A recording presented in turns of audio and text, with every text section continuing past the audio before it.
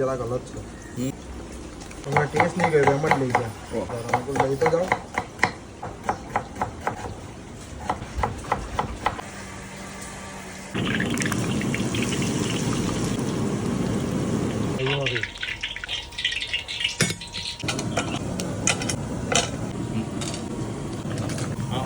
ટામેટા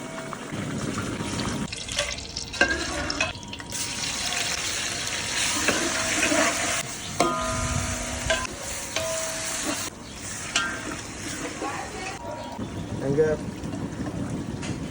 હવે આવે નહીં તો હું એકલો કેટલું કરું